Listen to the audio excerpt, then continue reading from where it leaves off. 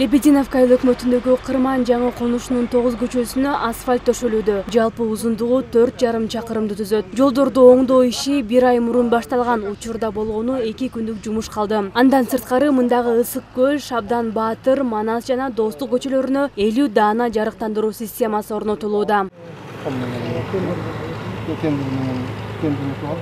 Быйылкы өзүбүздүн айыл көчөбүздүн бюджети менен быйылкы иштерди баштадык. Азыр сиздер көрүп туруп аткан айыл ошо Кырман жаңы конушу.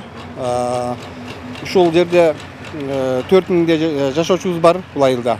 Анан быйылкы ушул бюджетибиз менен 9 көчө асфальтка кирген. Калыңдыгы 6 сантиметрди түзгөн асфальтты төшөөгө 10 техника жана 15 жумушчу тартылган. Алардын 8 унаасы таш жана башка керектөөлөрдү ташыйт. Бул жол Технокоп атамекендик компаниясы тарабынан салынууда. Жалпы суммасы 2,5 миллиондон ашык. 5-майларда баштаганбыз. Кудай буйрса, 2-3 күн ичинде бүтүрөбүз буякта. Эми бул жерден азыр люктарды көтөрүп, анан тегерекчекти жыйнаган жумуштар калды. Бул эми буйрса азыр акыркы асфальтыбызда, акыркы көчөбүз. Буяктан биринчи жолдун основасын даярдап алабыз. 1-2-3 көчөнүн основасын даярдап алып, анан бир күн асфальт салабыз.